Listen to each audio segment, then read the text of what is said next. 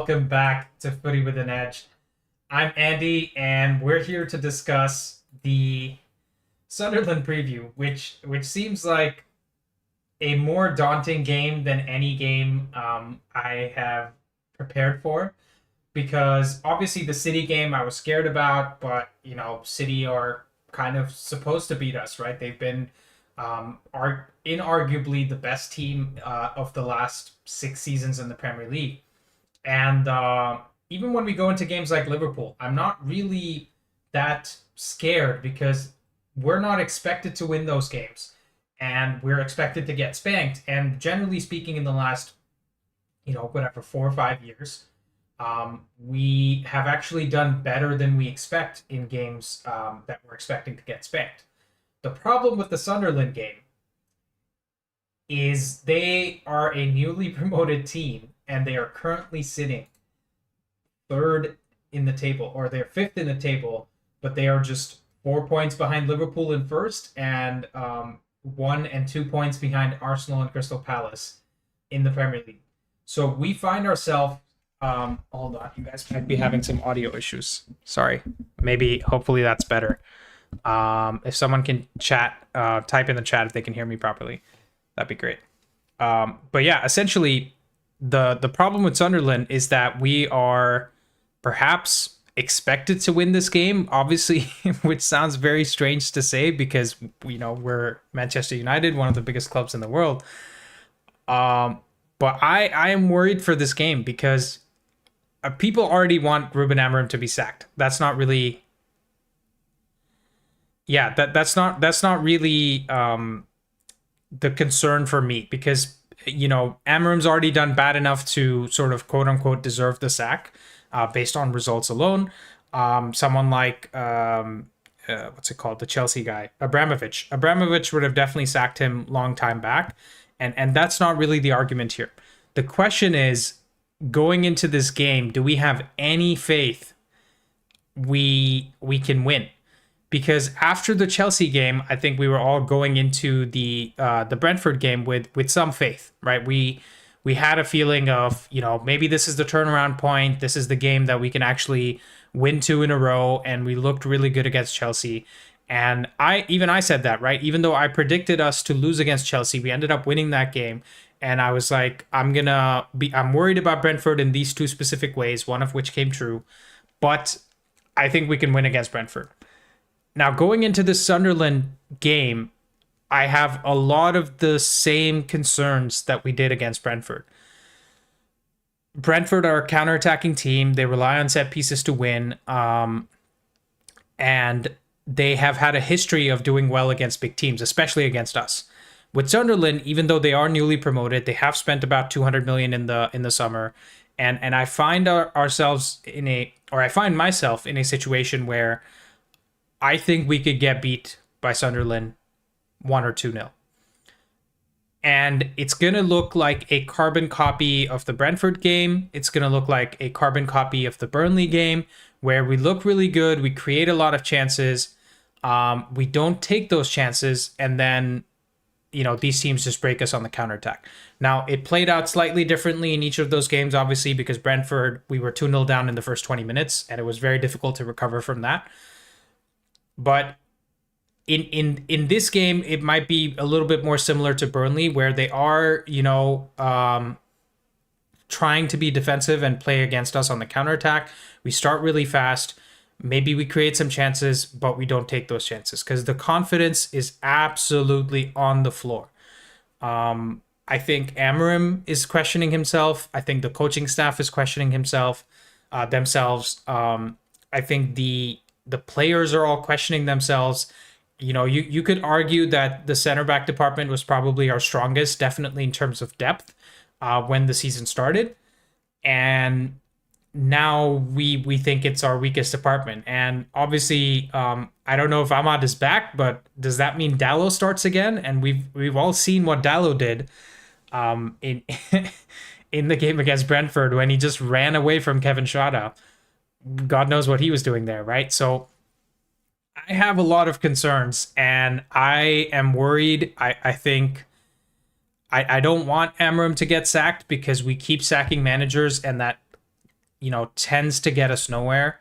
But at the same time, can we argue that if things keep going from bad to worse and we can't even beat a newly promoted team, regardless of them being fifth on the table or not,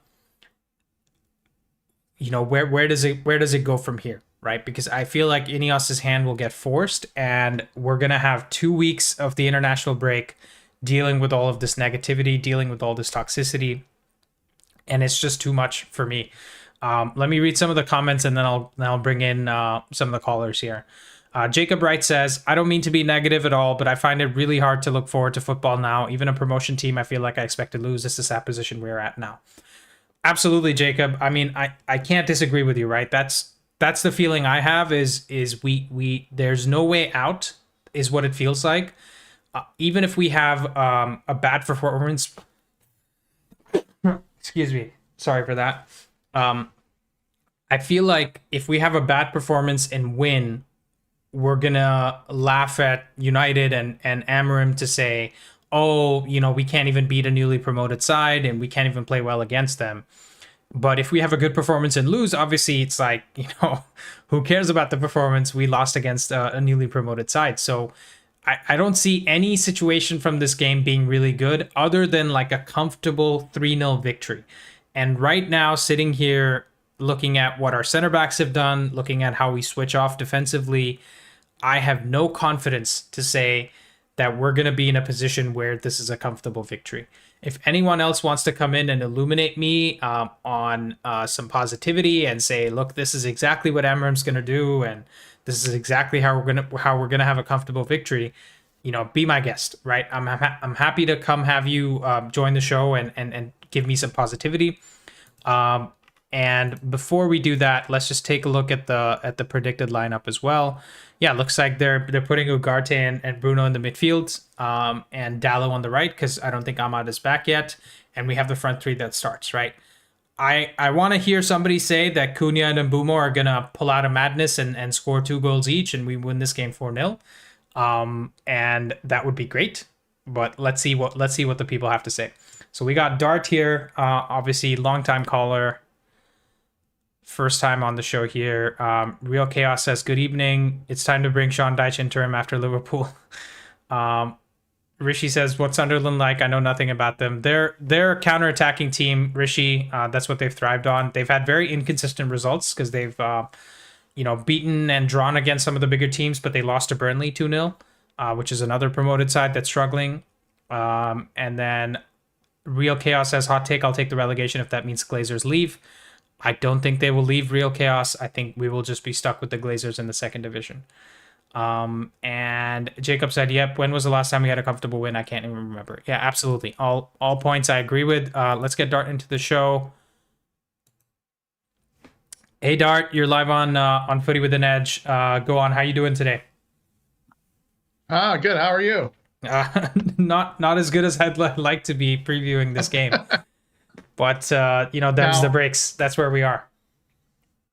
Yeah, I about an hour ago, I heard a rumor that I had no time to check out as of yet, that a UK journalist, I think it was Laurie Whitwell was the person named, it was sort of a third-party report, so I didn't get a chance to go look. But apparently, Laurie Whitwell was reporting that Billionaire Jim had come out and said that Amorim's here to the end of the season. Yeah, so I watched the Talk of the Devils podcast that they upload on YouTube. I don't have an Athletic subscription, guys. But yeah, so I watched that podcast, and Laurie Whitwell was on it. He's part of the main cast, but he made a small announcement and then he left. And that's exactly what he said. He said that Amorim is going to back him till Ineos are going to back Amorim till the end of the season, and it is reported that he's going to essentially stay for the full season because they want to see it out. I guess that means they are okay with us finishing 12th or 15th again, because based on the current projections, it doesn't look like it's going to get any better than that. And it makes me uneasy that this is the same dude that came out and said this team is good enough to finish in the top 4. Right. Right. So if you're gonna give him till the end of the season, and you think this is good enough to finish in the top four, what do you do with the results? I mean, one potential thing that I can see them saying is, look, we objectively had the toughest start to the league, and this isn't indicative of how the rest of the 32 games are gonna go in the season. And to that, I'd Yep. say. I think you're being extremely optimistic. I think I'm one of the more optimistic Man United fans on YouTube right now, Hmm. and I get a lot of shit for my optimism. So if Sir Jim wants to come here and wave the green flag and say he's more optimistic than me, then I guess I have to drink what he's drinking. Yeah, I mean, to some degree, we kind of do, anyways, of course. But I'm probably more optimistic than you are in that case, I would say, because I Mm. think there is a chance that Amorim turns this around still, even though it seems like the signs, results wise, aren't there. But it's kind of the same. I feel about it the same way I felt about my career street performing. So I was a street performer for 8 years, Very nice. What did you do? and I did magic. I did sleight of hand. Wow, that's amazing. Uh, That's awesome. so the thing about street performing was that on any given day, uh, you could, you weren't going to make $10,000, obviously, but you could make, like, you had a really good day, you make $500, let's say, Yeah. if you had a really good day. But you could also make 10, Mm. right? Because no one would tip or whatever, or you couldn't gather crowds efficiently enough or whatever, the variance. But it was like almost like a zero. You had a zero or you had a one, and, and that was about it. Yeah. So I feel like when I was thinking more about this, obviously all our games, barring the FA Cup, I guess, are going to be Premier League games. Because if we think back, because we're going, basically once a week. But if you think back to last year, of course, we played extremely well results wise. Although I could debate how good we played in some of those games, where we only lost the final in the Europa League, but I think we won every other game, right? Yeah, we were Not mis- unbeaten. We were unbeaten in the Europa League, and again, that's something that people don't like to bring up as a positive, right? Mhm. Because it's always I feel like people are taking out not only their United frustration but also their personal frustrations out on Amorim. Yeah. And this Hmm. guy, he's like a 40-year-old guy trying to make it in the football world, right? So I think at Right. least we need to make sure it's not getting personal, which I feel like it is.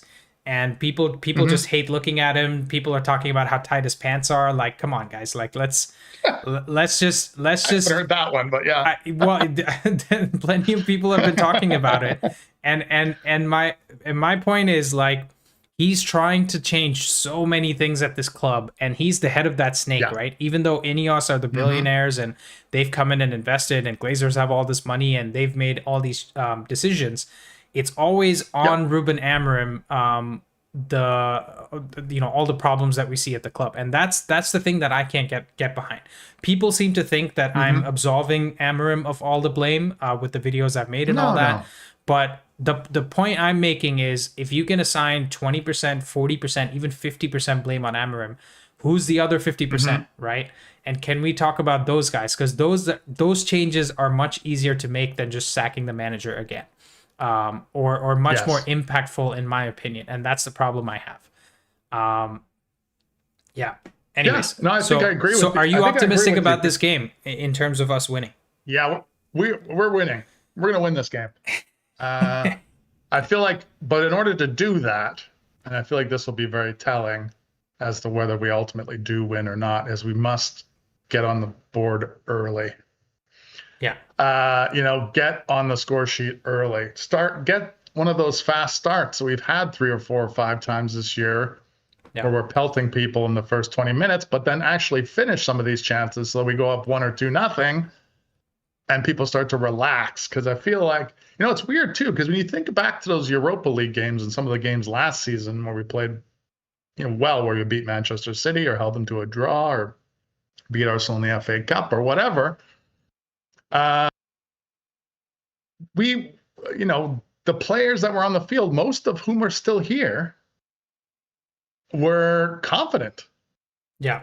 I mean, we came back against Leon from like probably the best comeback maybe in history, other than the Champions League final we won. Yeah. The 5-4 against Leon. I mean, The yeah. So 5-4. these Yeah. people don't. It's not like it's not like they don't have resolve at some level, but it's when I was watching that Owen Hargreaves interview, and Amorim stated that he didn't know who was going to turn up on any given day. That is, I think, the crux of the problem. And part of that, of course, falls on Amorim, because part of his job is to motivate and to, connect, have the team connected to each other and ready to go. And so we're not absolving him of this, because ultimately it's his job to do, to coach the team and get results. Yeah, his job is to get results, right? All the other things only matter to him and maybe some of us who are trying to look beyond just the results. But Dart, I just want to take a second. Rishi's given us a super chat. He says, Mark Goldbridge on the United Stand said, it's 60% Ineos's fault, 25% the player's fault, and 15% Amorim's fault. And look, I mean, that's probably around where I am. I would put it probably 50% on Ineos, and then 30% on the players, and then 20% on Amorim. So probably a little bit more than Goldbridge, because the problem I have with Amorim is that at the end of the day, it's your job as coaching staff to get a victory. And I think from a tactical perspective, the way that Amorim has decided to go this season is to say, we're going to focus more on attack than we are on defense, right? I think that's just a thing that we can agree with, because yes, there's been a lot of defensive mistakes, but the way he set up his system as well has been more conducive to generating a lot of chances, creating a lot of shots, and then hoping that we outscore the other team.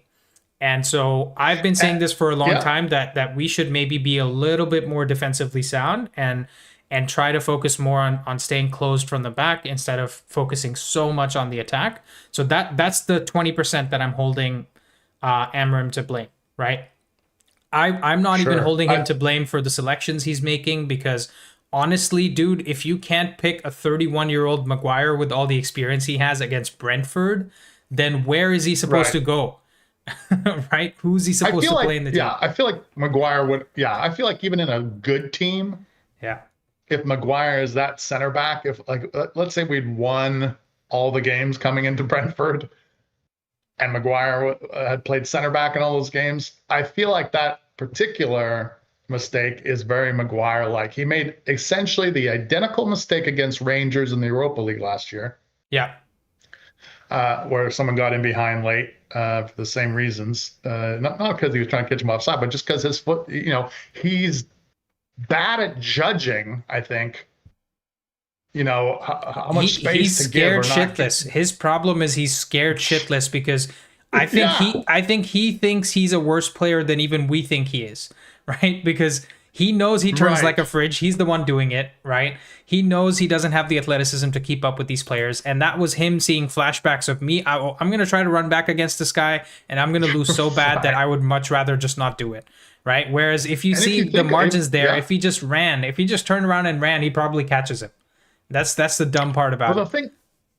The thing of it too, there's like a slowness to react to it too. But if you think about it, he made the exact same mistake too against Manchester City when Holland got in for the sort of uncontested goal later in the game.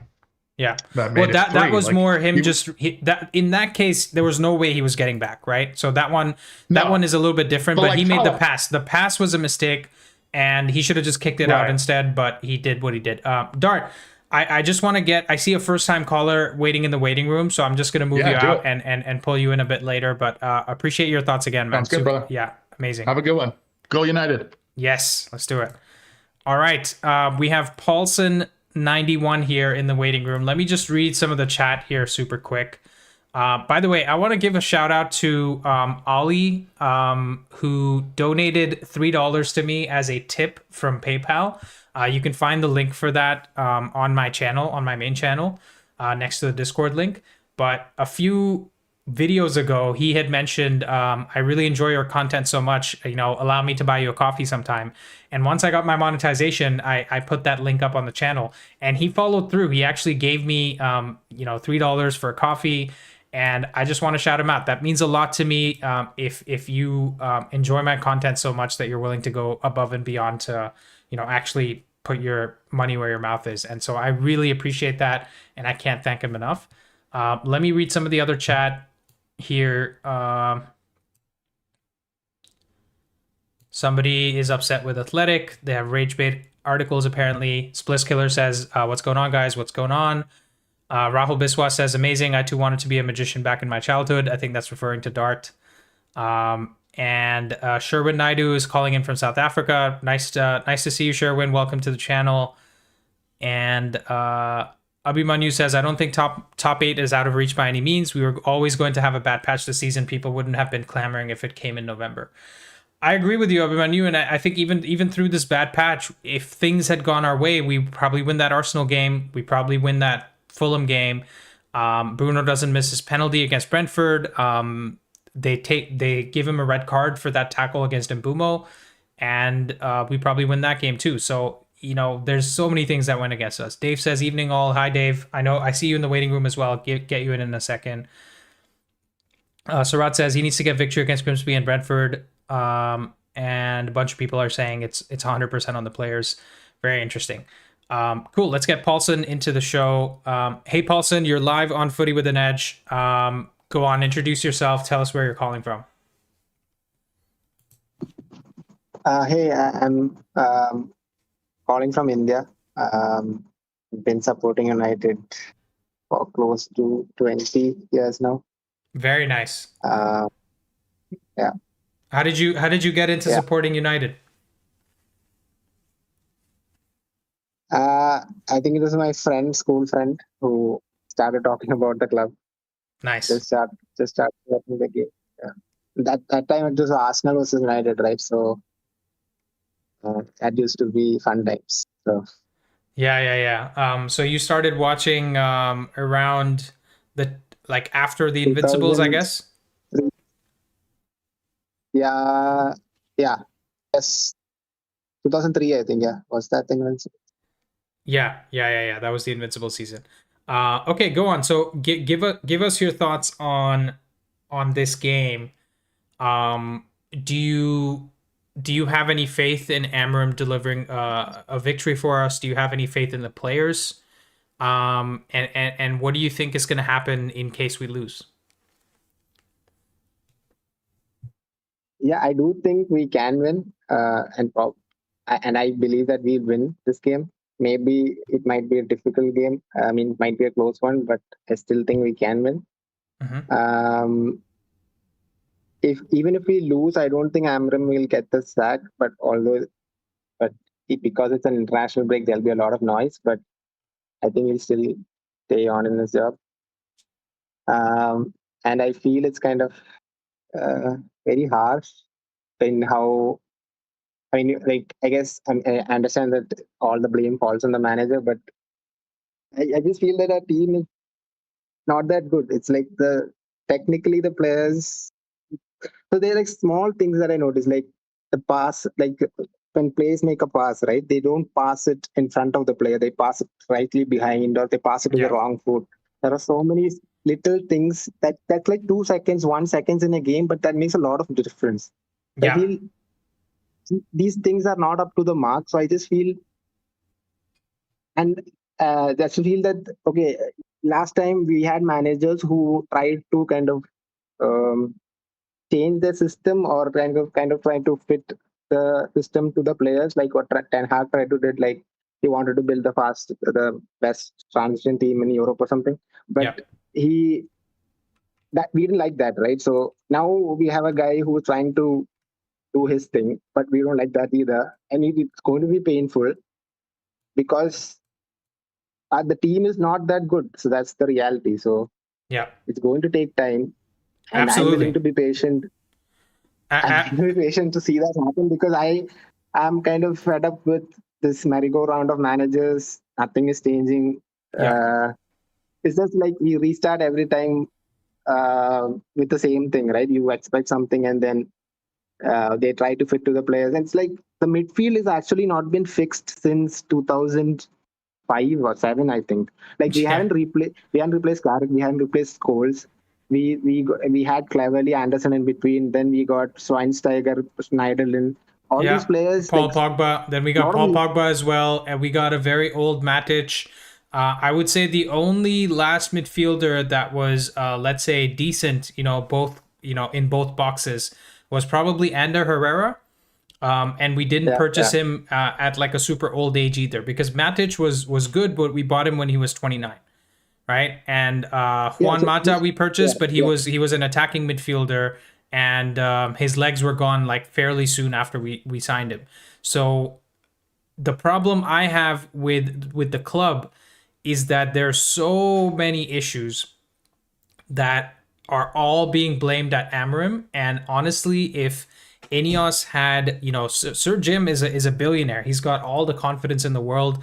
If he comes and says something and takes some of the blame, I don't think his life is going to change, right? He can just ignore the noise. He's used to being the head of a public company and taking a lot of abuse.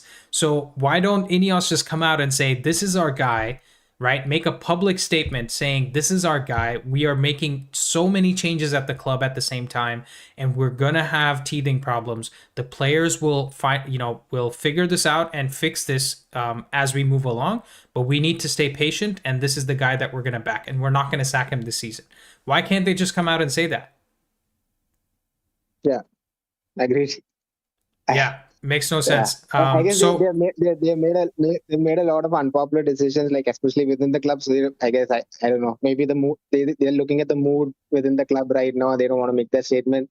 I mean, I don't know what's going on inside, but yeah, that would definitely help, right? So yeah, you just tell that, okay, this is what we're trying to do. We are trying to build a team like this. This is the vision, and we are going to stick by this manager. Obviously, I think Amorim, maybe, as you said, right, could go a little bit defensive, because obviously I think these players can't play the way he wants to play. Like, yeah, it will leave gaps in the defense. It will leave those areas where teams can exploit. But I yeah. also think that it might be good that he sticks with it, because if you think about it, he doesn't have the pedigree of a Pep, but if Pep came, you wouldn't expect Pep to kind of Yeah, see, stick it's an interesting the point. players. No, I totally see Yeah. your point. I think, first of all, I think Amorim is going to stick with it. So it doesn't matter what I think or what I say, right? Because he's made it very clear that if you want to change the system, and I don't think he just means the formation. I think he also means the style of play and taking all the risks that he's taking. So he's made it clear that if you want that to change, you should just change the man instead. And for that, listen, I don't know how that's going to play out. I guess we'll all see it live as it happens over the next few months. But in my opinion, the reason I'm asking for that is because there's so much negativity at the club right now. Let me just quickly walk you through the fixtures, right? And I wanted to do this for everybody here as well. So just be patient as I bring the next guy in before I let Paulson go. Let me just open this up 1 second. So if I go check out our fixtures, where's United? So after we play Sunderland now, we're going to have a 2-week international break where obviously everybody and their mother is going to be talking about Amorim getting sacked if we lose this game. Then we have Liverpool at Anfield, which, again, if someone's optimistic about that, that's great. We can probably go get a draw there, but that's probably as good as it gets. I don't have faith that we can win that game. Then we play Brighton at home. Again, a bogey team for us, much like Brentford. I don't have faith in that game either. Forest away is probably one that we can win, but then we're playing Tottenham away, and Thomas Frank can probably coach a team to beat us, so I'm not confident about that game. Then we play Everton at home. Okay, that's probably a game we can win, and then we play Palace away. Again, not confident that we can win that one. So in the next 1, 2, 3, 4, 5, 6, 7 games, I think we can only win 2 or 3 of them at best. So I am concerned because, okay, Amorim doesn't want to change his system and he doesn't want to do all these things, but the players we have are the players we have till the January window, right? So we need some positivity. We need to figure out a way to come out of this mess and actually get some points, and get some people behind Amorim and the players, right? Because even the players have lost confidence. When I see Mbumo on the pitch, he looks like a shell of himself, right? When I see Cunha on the pitch, he also doesn't know what's going on. Šeško is obviously a player who's come for big money from Germany, so he needs some confidence. So my point is, if we can play a bit more defensively, get some wins, instead of scoring 5 goals, score 2 goals a game, I think that's a recipe that I can get behind, and that's the angle I'm coming from. Yeah. Yeah. So what's your prediction for this game? I think we'll win 2-1. Is Ahmad back for the game? I don't think so. I haven't heard anything, but if someone in the chat wants to look that up and let me know if Ahmad is back, we can take a look at it. But I think nobody wants to see Dalot starting. Yeah, because I think we missed Ahmad in the Brentford game, right? Because I mean, at least he makes those runs. He's there. He is there to kind of stretch the opposition in that final phase. Dalot did not. I don't think he made any runs in behind. He's pretty poor the last game. So yeah, I think if Ahmad was there it would be better. Yeah. Yeah, for sure. So you're saying Joel says Ahmad was training this week in Discord, so that's interesting. But Paulson, thank you so much for sharing your thoughts. Amazing first call. Please make sure you join in again. We're live on Mondays, Tuesdays, and Thursdays, and also on the match day. So if you want to come in for a match reaction after Sunderland, I will be here. But thank you so much for calling. Thanks, man. Thanks for the time. Thank you. All right, see ya. Cool. I see Dave, Rishi, Shaunak, and Subodh all waiting in the waiting room. I see there's a new caller in Joel who's waiting, so I'm gonna get him in first, guys. So thank you for your patience. Just give somebody else a chance. Hey Joel, you're live on Footy with an Edge. Go on, introduce yourself and tell us where you're calling from. Hi, I am Joel, and I am from Belgium. Nice. First time caller from Belgium. Joel, yeah. Go on. Give us your thoughts on the whole situation, about the game, about Amorim, wherever you want to take it. I think our situation is not as bad as everyone says, I would say. Yeah. I think we just need to accept, I guess, where we are. Like I heard you say that the other day on a video that, yeah, we just have to accept where we are. And I always felt like that. Like we are who we are. We are not the Manchester United of 2013, I guess, who were just champions. So we just need to rebuild that again. And so, yeah, it will take time.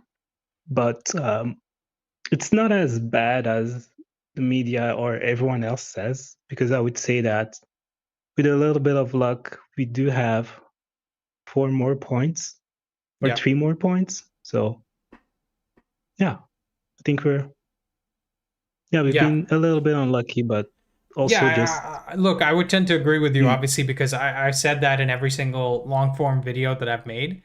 And the blame that I'd be putting on Amorim is that I think there is some scope for temporary relief, right? And what I mean by that is I'm not saying you should go from a 3-4-3 or a 3-4-2-1 to start playing 4-2-3-1 football, right? That's not what I'm saying.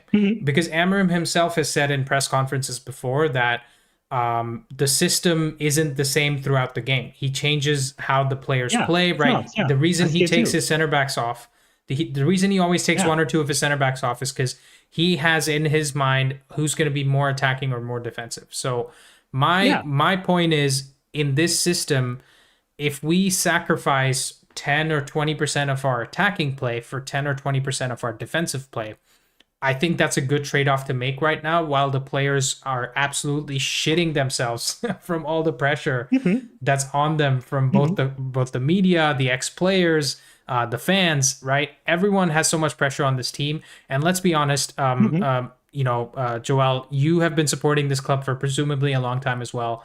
We could all use some positivity. right? So that's my only point with Amorim, is that don't move away from your system, but figure out a way to slightly protect your back line and these idiots who keep making individual errors. Yeah, because that's also a thing. I've been also like telling that to people I'm talking to, that we do have to play like some type of like attacking football, or like a proper system, because I think in the last few years, even with Oli and even with Erik ten Hag, we were playing a lot of like counter-attacking football. Yeah. And it's like, this is a thing that it can work until a certain level. We can beat a City and Liverpool and so, but then we will always have like struggle against smaller teams. Yeah. And I think now he's just trying to build a way for us to play that is just very sustainable and that we can play against everyone. And to do that, I think it takes time, but also we do need certain players. Like, I don't think even like, even if we play a different system, a different coach, the players that we have are just like, the midfield that we have, let's say, is just not good enough to compete. Yeah. Like and so it just I think that's the thing that we all have to accept. Like, we're a team that can, let's say, push for sixth, I would say fifth, maybe with a lot of luck fourth, and that's about it.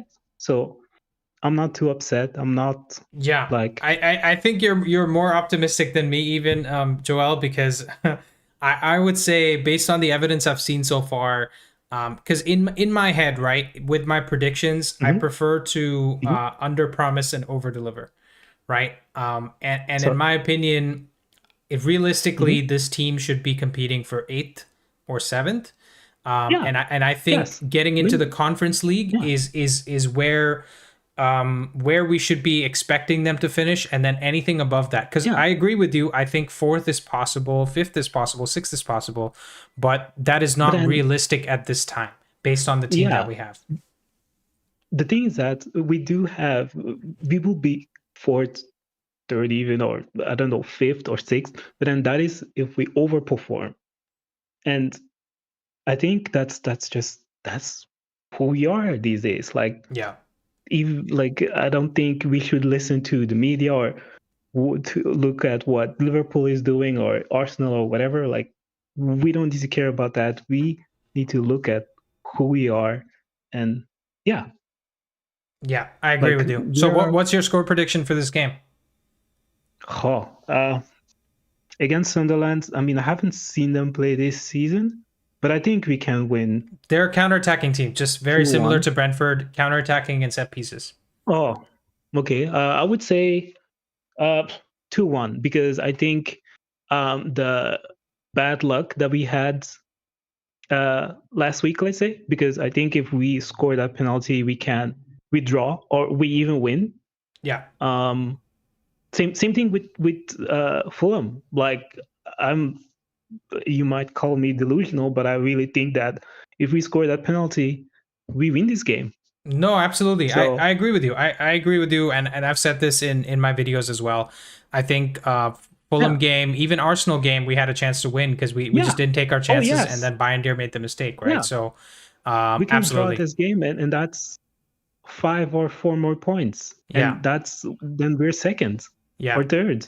And absolutely, everything is different. So all these people saying that Amorim should like get fired and whatever, I think that's way too drastic. And like, whatever we did last year in the league, that's in the past. I don't think that should count even, because we didn't even have a team. Like, if I think if any teams, if you take out players like Rashford, Anthony, but then he's not good enough. Like a Sancho, or just the amount of players that we were missing, it makes kind of makes sense, I guess. Like, yeah. Where we ended. I agree with you. I think I appreciate the optimism as well, because I think that's much needed right now at the club. But Joel, you absolutely smashed it. First time caller from Belgium, guys. Obviously feeling a lot of the pain that us United fans are, but he's still staying optimistic like most of you are. So I appreciate the call, Joel. Please do call in again. Oh, sure. I will. Thank you so much. All right, let's get our next caller into the show. And I'm going to get Rishi in. Hey, Rishi, and Shaunak, by the way, you're next. I appreciate your patience. I'm going to bring you in next for sure, because I want to get your thoughts on this. Rishi, you're live on Footy with an Edge. Go on, give us your thoughts on where we are right now and what you think is going to happen in this Sunderland game. Hi, Andy. Hi, everyone. See, it's obvious. I even messaged asking, what is it about Sunderland? I have zero clue about them except that Xhaka plays for them. Yeah. I don't know how they set up. You said they play on the counter. Yeah, they also have, by the way, played against. Yeah, for those of you guys that are wondering, they also have Masuaku starting for them, who used to play for West Ham as a left back. They have Mukiele, who used to play for Leipzig as a center back. Obviously, they have Granit Xhaka. And Enzo Lefebvre was a player that I actually wanted United to buy like 2 years ago. I made a video about him in like a January transfer window, 2024. Yeah, he played for Lorient or some French team, right? He played for a French team. I think it was Rennes, maybe. Or Rennes? Yeah, okay. Yeah, I think so, but I can't remember now. But anyways, they have some good players. It's a Premier League quality team, and you know the table doesn't lie. They're in 5th position. They're not very consistent because obviously for all the good results they've gotten so far, they did lose against Burnley, who's a fellow promoted team. And so I'm not saying this game is impossible to win, but for me to have the optimism to say it with my chest, it's very difficult to do that right now. And so tell me what you think is going to happen. Andy, I think it's pointless to discuss what will happen in the next game because even the coach doesn't know, right? He himself said that I don't know which team is going to turn up. And why do you think that is? It's because the players that we have are not trustworthy. I saw a comment somewhere, or was it a tweet, that there are these 4 players who have sacked manager after manager after manager. I think it was Stephen Howson who said it, that Luke Shaw, Harry Maguire, Diogo Dalot, and Fernandes. These are 4 players that have been starting for the last 6 years. Yeah. And they have not really delivered for any manager, right? Unless you count Ten Hag, who won 2 back-to-back trophies. I have a lot of respect for Ten Hag, which a lot of these United fans don't seem to have. He won us 2 trophies. They are the only 2 trophies we have since 2017. People have more love for Oli. What? Because he played some good counter-attacking football in lockdown? Because he put an arm around people's shoulders? So again, the reason I go back to all these managers is their football was so uninspiring and pathetic. Amorim is the first guy whose football has got me excited in any measure at all. Yeah. And I'm desperate for this guy's game plan, this guy's style of play to work out. I was just thinking the other day that Amorim, actually, the way he plays with these 3 centre-backs where they walk up into midfield, they close space, we are probably the only team that commits 6 players into attack. Because we have both wing backs and the 2 cams, the striker and arguably in Amorim's system, the only 2 players that don't commit into attack are the center back and the right central midfielder. So it's basically Casemiro and Maguire, or Casemiro and De Ligt when he plays through the middle, that don't commit into the attack because both our center backs also split and play as the wing backs when it's needed. Right. So it is a very attacking system. And your point about the underlying numbers not being bad, your point about the eye test also not being bad is fair and valid. But the problem is there's so much toxicity around the club that even when I came out and made my video, a week ago, 10 days ago, talking about it's the players, it's the board that needs to be blamed. Everybody seems to think that Amorim is 100% absolved of blame. And that's not the point. The point is any coach has a chance to make mistakes. They're going to get it right some games. They're going to make it wrong some games. But the players, they get it wrong every single game. And that's the problem I have. right? Because if you look at someone like Arne Slot, he won the league in his first season. You think he didn't make mistakes in games?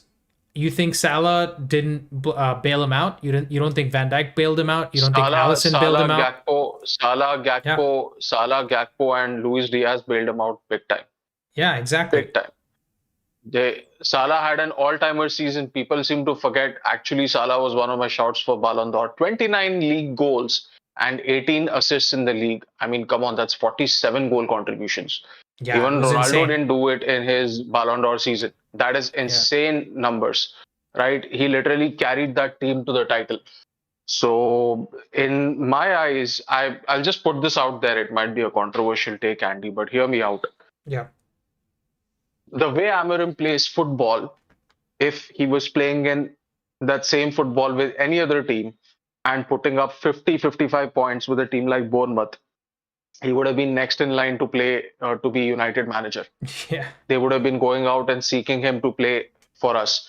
If he had been signed by a team that has enough budget, like a Man City, which he was, they were looking at him when there were rumors of Pep leaving. They were looking at Amorim as the next in line. There were before Amorim, there were talks about De Zerbi being potentially the next in line. And I think when Potter was at Brighton, they were even thinking about Potter being potentially the next in line at City because he was more of a system manager. So I take your point, Rishi. I guess the point Rishi's trying to make for those in the chat, it's all about perception, and not just that, and not really more about and not reality. just that, Andy. Hear me out. We sack Amorim now, or we sack him 5 games later, or 10 games later after the Liverpool game or Brighton game, or maybe we sack him after the November international break. We sack him. There is no chance he's coming back to United again. 2 years later, believe me, 2 years later, there will be a manager in the Premier League playing the exact style of football that Amorim is playing. And we'll all be going, oh, he made it work. Why didn't Amorim make it work? And we'll all say, because that guy has disciplined players and United has shit indisciplined players. No, you know what we're going to say, Rishi? I have not gone on a rant about... You know what we're going to say, by the way? It was the United curse. It was the United curse, and it's because it's United that it didn't work. And we ruined... In fact, that other team might actually appoint Amorim to do that work. And we might be sitting here being like, look at what a banter club we are. We ruined him, and he's gone somewhere else and proven himself, whereas we couldn't do that. Yeah, dude. People are glazing Maguire for having a glow up after having a shit 4 seasons at United. In 2023, they wanted to sell him to West Ham. West Ham, they've not finished above 15th in the last 5 years. That team wanted Maguire, and in the 3 summers since, no other team has wanted him. Yeah. Luke Shaw, I don't even know who will go in for him. Right? Dalot, dude, there's not a team in England that will touch him. He'll be lucky if he can get a spot back at Porto. What about Bruno? Bruno, maybe if he plays in the 10, but his style of player is not in vogue anymore. Right? Yeah. No one plays with a typical 10. And he is too wasteful with the ball in the 10 spot also. So for all the risks and all the chances that he takes, this is a man who has missed his last 2 penalties. This is a man who has let the guy he's supposed to guard, the guy he's supposed to man, he's let him go. Right? These are 4 players that have sacked the last 4 managers. They should not be anywhere near this club. There are mistakes from the season of 2023 that are going to haunt us. Now remember, this is a club that knew that we have a shit midfield and still did not go and buy a midfielder. Yeah. As the season goes on, we are learning that people like Shaw, Maguire and Dalot still need to be replaced. And probably Martinez too, because he's so injury prone. Our luck is we'll probably give him a 5-year contract and he's injured for 4 of them. Yeah. But he's like the 7th or 8th name in the list of players that need to be replaced. This team, this club has managed to bring in 4 players, one of them on deadline day, and he's not even starting the game because he's not started. He's not had more than 1 season as a top flight goalkeeper. Yeah. So again, let me ask you. You say things like there's pressure on these players, so he should sacrifice 20% of his attacking play, and he should shore up defensively.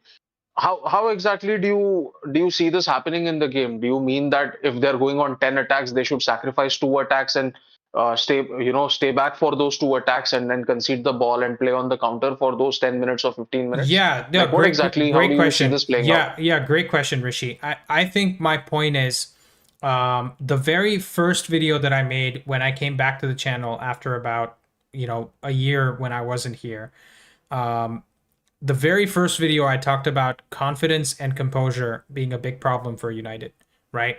Where we seem to, because we're not taking our chances. And I have an amazing graphic, by the way, that was shared by somebody in the Discord channel that I'm going to pull up on screen right now.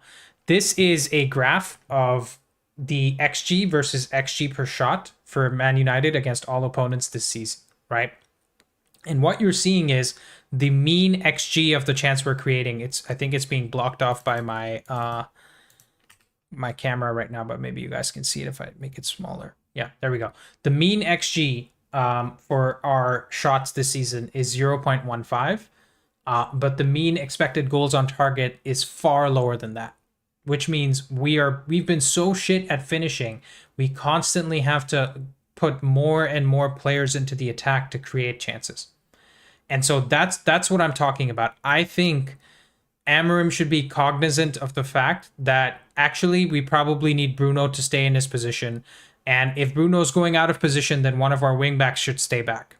And we shouldn't push both wingbacks forward. That's what I'm talking about. I think in the sense of how we're attacking, instead of just constantly putting more and more players into the attack and essentially doubling down on a losing hand, what we should do is, listen, we are not good at taking our chances right now. So instead of putting that 7th player into attack, maybe we have some more positional discipline and stay back. That's what I'm asking for, Rishi. Okay. Fair enough. I'll be honest, I don't quite get that in terms of what the stat means and what you're explaining. I'm sure other people more intelligent than me got it. Probably it makes sense too. My question is, even with that, do we anticipate these players making the right decision? No, we don't.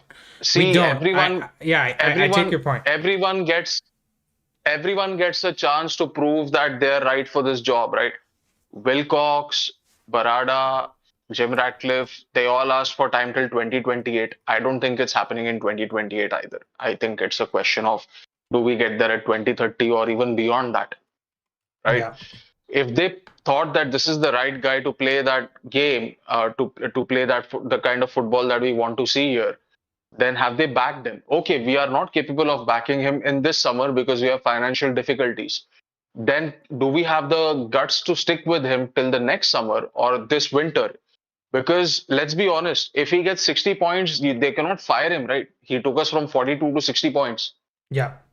Do you agree? If he gets 60 points, he stays there. Yeah, it's an improvement. If we just to react to that, Rishi, I think if we go from 42 points to 60 points, that is 6 more wins in the league than last year, right? Yeah. So even if we finish 10th position, it doesn't matter. It doesn't matter whether the chips fall in a way that 60 points is equal to 10th position. They will look at it as 60 points, right? Even if we didn't get Europe, they will say, okay, he's improved us. Now, do you think that with this squad, is it possible to get to 60 points? I did the math. It's 53 more points in 32 games. It's 15 wins, 8 draws, and 9 losses. Yeah. Do you think we are only going to lose 9? Do you think we can? I don't think he's won 15 games in the time since he's been here. I don't think he's going to win 15 games, right? So then the question is, will they keep him on till January, and will they buy the players that he needs? There are, I think, 4 games we play in the Premier League in January itself, 4 or 5 games. Do you trust this team of jokers to go and get us 4 players on the 1st of January, or 3 players or 2 players? Or will they hold on till the 31st and keep giving us hope and maybe get one guy on the 2nd or 3rd or 5th or 7th and then make us play like 3 games with him, maybe get some bounce in results and see what is the bare minimum we can do? They can't even predict that. So again, my question is, this whole conversation that is going on and on and on about whether the manager is right for us. Dude, it's a simple question. You don't like the results you're getting, then sack him, get in a counter-attacking manager. We are going all the way back to 2019 when we hired the first guy who does counter-attacking football. Well, Jose I mean, Mourinho. no, it 2016, was, sorry. yeah, 2016, exactly. And listen, I agree 2016. with you. At the time, we wanted to get Jose in because we thought, let's go try to win the league, and then we'll figure out about the long-term problems and underlying problems, right? We didn't care that much about the style of play, even though we thought, oh, Mourinho's coming in, he's gonna concede 15 goals and score 100 goals, and we're gonna win the league, right? But I take your point, and Rishi, I think we're aligned on almost everything you said. The only place where I would push back a little bit is that Amorim and his coaching staff know much better than you or I or anybody else at the club even how good these players are and how they keep switching off defensively. So even if I don't have the answer for how he can fix that, he should have an answer for how he can fix that. Because if that means we need to have a bit more defensive cover. There's only one answer, Andy. There is only one answer, Andy. How can you predict when a guy is going to switch on or off? There is one solve for it only. You tell them to constantly be on the defense, to be on a low block. That much they can realize. Right? That is the only solution. And that is exactly the anathema of what we are trying to fight against. Yeah. That is the antithesis of the kind of football we want to see. So actually, there is no solution. I think we're saying the same thing, but we're thinking about different timelines, Rishi, because what I'm saying is, can we do that for 1 or 2 games to win 2 games in a row? Is that too much to ask? I don't think that's too much to ask. No, right? Andy, we can't. It is too much to ask. I said this on a show earlier too. I said this on an earlier show too. I said the moment we go onto this counter-attacking or more defensive football, even if it is for, I'm sorry, I didn't understand what you were saying earlier on. Maybe I'll go back and hear the replay and try to figure out what it is exactly you said on how to, reduce the attacking play by 20%. But my point is, the minute he gives that kind of cushion or comfort zone to these players for 1 or 2 games, right? He's wedded to it. He's stuck to it, because then he has to continue for the rest of the season playing like that. Yeah. And you know how that worked out for Ten Hag, right? He did 1 whole season of that, got us the Carling Cup, the Carabao Cup. Carabao Cup, yeah. I still call it the Carling Cup. Carabao Cup, right? He got 75 points, but you know how many goals he scored in that season? I don't even think he got to 60 goals. Yeah. When he got 75 points. Yeah, but Rishi, again, look, we could talk about this till the cows come home, but my point is, we're not scoring. I don't think we're scoring 60 goals at this rate in this system, right? And even if we do, we're going to concede 70 goals, and that's the problem I'm having. The consistent thread that I see is that we are trying to score more goals, but we are not scoring more goals. And I applaud the effort, and I think he is probably the right man to take us forward. But based on the team we have and the results we're getting, we're nowhere near that. And you have to understand that we need to at least win 2 games in a row. And I'm not saying you sacrifice your whole system, but you can make some tweaks. And I would like to think that Amorim and the coaching staff are much smarter than me to figure that piece out. That's the only thing I'm saying, is give us some respite. Give the players some respite and make it happen. And by the way, your point about Ten Hag, while I agree with it, he didn't just want to give respite. He made his mind up saying that these players can never play the system I want them to play. So for the rest of the season, I'm going to do this. He didn't try to do it for a few games to try to make sure it works. And so I'm going to leave it at that, Rishi. Great call again. We have a few people waiting in the waiting room, so I'm going to get them in. Last thought, what's your score prediction? These things go better when I expect us to lose, and when it's like a great big surprise, and I'm very happy for the rest of the week. I'm going to say we draw. I don't see, you know what, I'm going to change that around. I think Old Trafford will push us over the line. I think we'll have a win. It'll be a crazy game. You will not be able to rest for even 5 minutes. It's going to be wild. Basketball match? I think we'll just pull it off. Okay. I think we'll win. Okay, got it. So you're predicting Binder to make some crazy saves and Dallo to score the winning goal. I see. I just realized something crazy. Ten Hag spent all summer hoping for a midfield signing in 2023. Yeah. The player he got was Mason Mount, and he hoped to play a 4-3-3 with Mount and Bruno as the 2 8s and Casemiro as the lone 6. That didn't work. And in 2024, when he wanted a defensive midfielder, he got Ugarte on the last day of the deadline day, summer deadline day. And I think he used him for one game before he got sacked. Yeah. Like, I hope he signed him and didn't start him with... for so many games, and he ended up just using him for one game. But so what's your score prediction then, Rishi? Let's get this over the line for the viewers. I hope it doesn't happen with Lamont. So when you mentioned Bayern there, I was going to say that I hope he starts by Lamens or Lamont, whatever his name is, in goal, and not Bayern there. And if Lamens starts, I think it's going to be a 3-2, because with Bayern there it'll be a 3-2 the other way. Yeah. So okay. Yeah. Awesome. Cool, Rishi, you smashed it. Thanks for your thoughts. A lot of people agreeing with you in the comments for sure. Thanks for joining. See ya. Yeah, thanks. All right. Let me just read the chat real quickly. Vern, I think we were just looking at XG and post-shot XG as a proxy for how good the finishing is versus the chance creation. Obviously, defensively, we've been pretty bad because the XG against says we've been pretty bad defensively. So it's not saying, look at how great Amorim is just because of, XG. It was more about how bad we've been at finishing this season. And I think everyone will agree with that, whether it's with the eye test or with stats.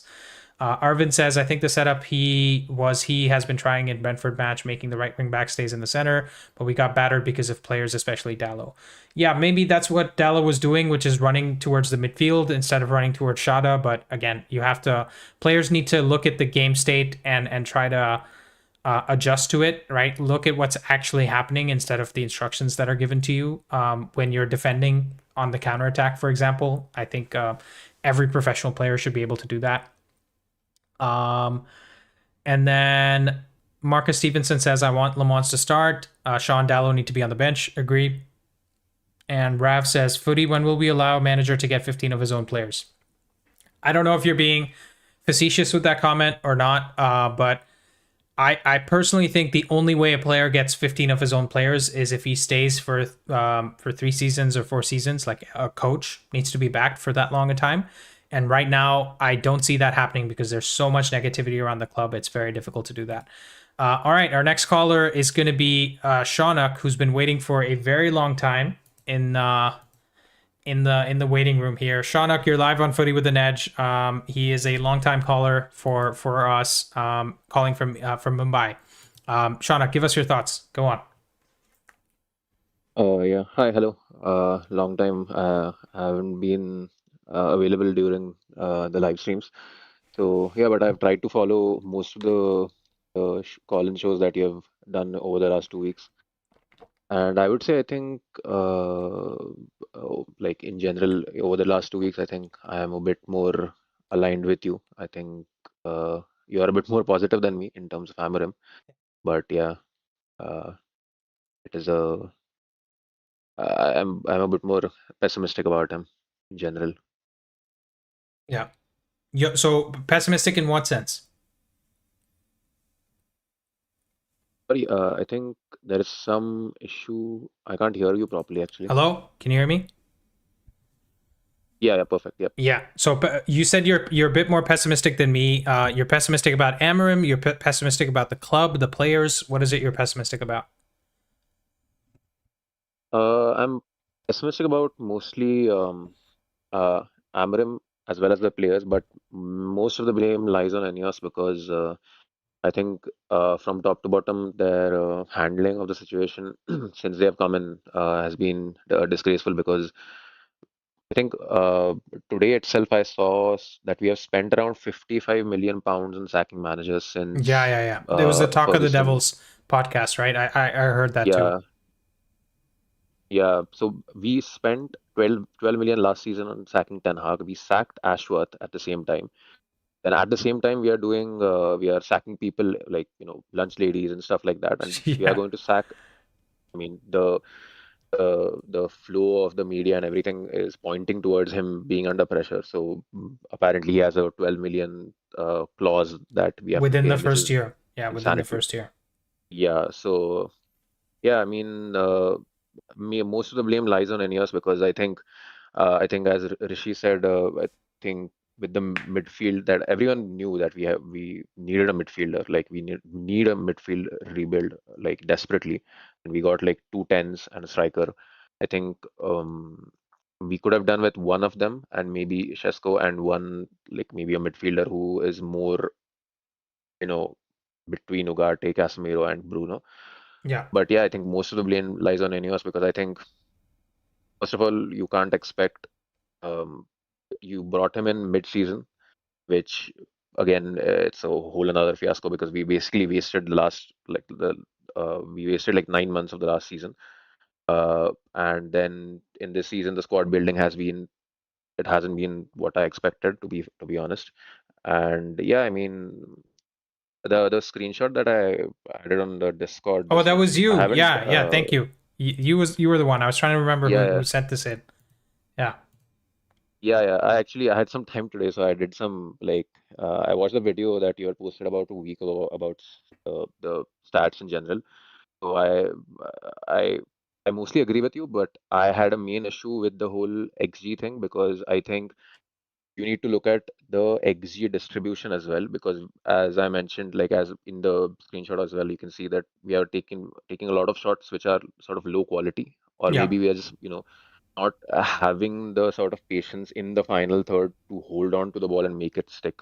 Yeah. And yeah, I think this is sort of a issue that Amorim also has to solve because he has to make it stick in the final third. Like, okay, if the opening is not on, you have to hold on to the ball to a certain extent. Yeah, make You the have to better take risks. pass. I Make the agree. better pass. Yeah. Yeah, exactly. Yeah. So yeah, I mean, defensively we are horrendous. I haven't done the analysis for the Yeah. defensive part. I just did the attacking part, but defensively we have been horrendous. Yeah, I mean, I take your point, mostly it is Shaunak. on If I Ineos. can just react to that, right? Because people seem to think, I mean, I obviously made the video and the title was why his system is actually underrated. And what I mean by that is people are so critical of his system, of the coach, of the tactics, the fact that he can't watch while penalties are being played out, or he had the tactics board out against Grimsby, and all these things are coming into an image of Amorim being like he doesn't know what he's doing. People are calling him a worse coach than Ole Gunnar Solskjaer. Guys, Ole had never managed a club before, and you're talking about Ole and comparing him to Amorim, who beat the top three in the Portuguese league and made Sporting win the league for the first time in 20 years. And he also slapped up Pep Guardiola a couple of times in the Champions League. So let's please not go into the comparisons with Ole. And my point was that his system and the perception of his system is so bad that it's actually becoming underrated. And that's why I was talking about the stats being important and showing us something that we haven't seen before. Because the point I made was, regardless of our of us taking a lot of low quality shots and not having the patience in the final third or not playing the passes in the right way, we've had some of those problems for many years before this, right? Even under Ten Hag, we took a lot of low quality shots, right? You would agree with that, right, Shaunak? Yeah, and even under managers like Ole, we were shooting when we should have passed and we were passing when we should have shot. And despite that being true for the last 5 years, Amorim is the only coach we've had after the first 5 or 6 games to be top of the league in terms of shots and XG. So despite it being as bad as it is in terms of results and on the pitch, and let's say despite us having the most difficult start to the league compared to any other team, we've still been able to do what we've been able to do. And if certain things went our way, this would have looked a lot better than it does now. So I take your point, Shaunak, that, in the final third, we need to be more patient and everything like that. But still, the things that we are doing are better than what people think we are doing, right? And that part, I think you're on the same page with me on that. It's just you're talking about how can we improve even further? How can we not stop taking those lower quality shots and perhaps try to create even a better chance in those situations? Yeah, basically, like instead of taking like 5 shots which are very low quality, if you have 2 chances which there is a higher probability of like Shesko or Bumo or Cunha or someone like that putting it in, I would prefer that because like against Arsenal, we had a lot of shots, but it's fine against Arsenal because like we started very fast. It's a big game, transitions are going to be like extremely important. So against them, it is fine. But my major gripe in since the start of the season has actually not been Arsenal or Man City or any of even Grimsby. For me, Grimsby is like the players have to do like you don't need tactics to a certain extent for the players to perform well against Grimsby. It's not for me. It's not important. Second of all, secondly, the main gripe with me was against Fulham because I think Fulham broke us down. Like I don't think even Man City did it the way that Fulham did because I think second half Fulham was we were we were basically a, what is a Marco Silva? Yeah, he Yeah. in the post-match press conference he even mentioned that he overloaded the midfield and stuff like that. So yeah, I mean, uh, I agree with you in the sense that we are attacking but there is a I'm still pessimistic about it a bit because for me to turn around, like I support Amorim, but he has to show me something now because Yeah. I need like for me personally, this is my personal opinion, but I need to see Sunderland. I need to see like 2-0, like 1-0, whatever it is. But I need to see a decent, dominating performance because we haven't seen that this season at least. We have Yeah. seen that last season, maybe in the Europa League or something like that. But I, this season, this is I a I new have a season. We have got question a for you, new front Shaunak. three. If we win 3-2 against Sunderland and it's a carbon copy of the Burnley game, are you happy with that? Yeah, I mean, I would be, but it depends on how the two goals are considered. Is it that they are No, I'm basically saying breaking us just down? think Like, exactly about the Burnley game, exactly how that went out, right? So how many okay, chances we created, how many chances we missed, how many goals we scored, and then we had to get a last minute penalty to win the game. Would you be happy with that? mhm. Uh, yeah, I would be because I think Burnley game we expect. I mean, we should have put like three past them in the first half. Exactly. So So I would be a bit more positive than I am right now.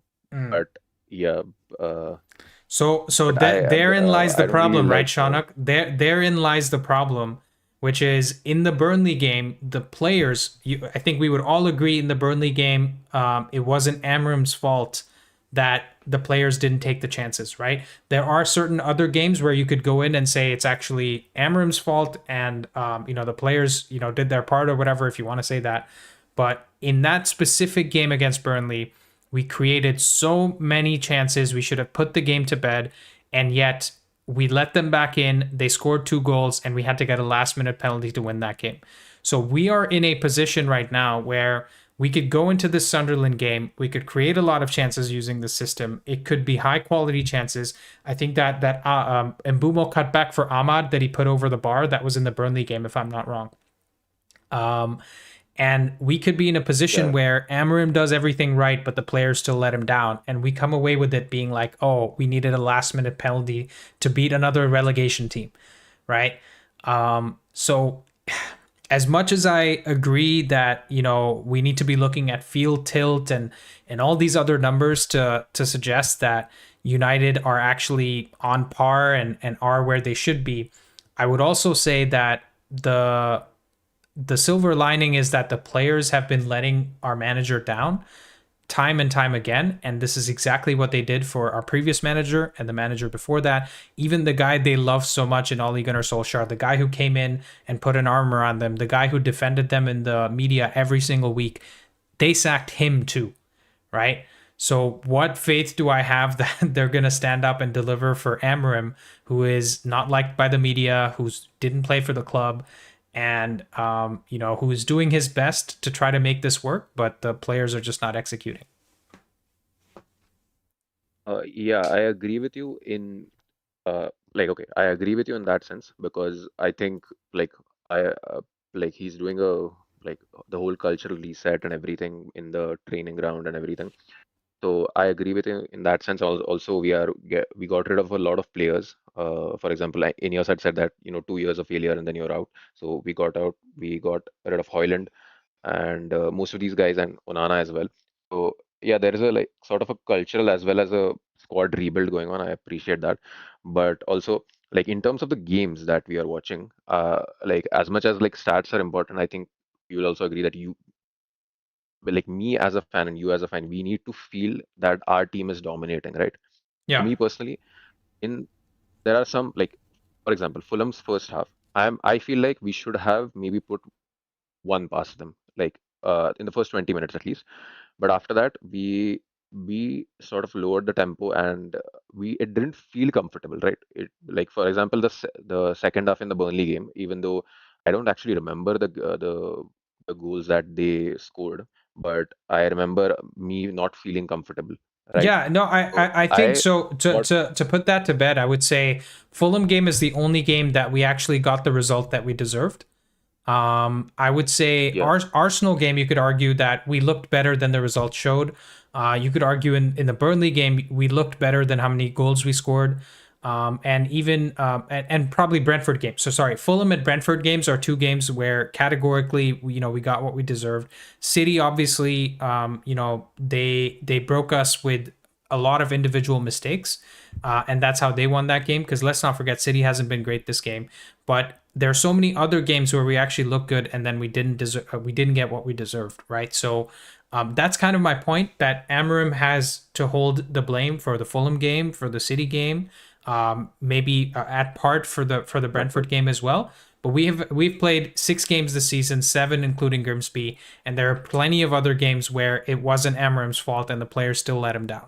So and Rishi made a great super chat recently. He said Slot has actually been worse than Amorim this season in terms of figuring out the tactics, but he's being bailed out by Allison, Van Dijk, Mo Salah, Chiesa, Szoboszlai, even Ngumoa, right? Their winger who scored that goal against Newcastle.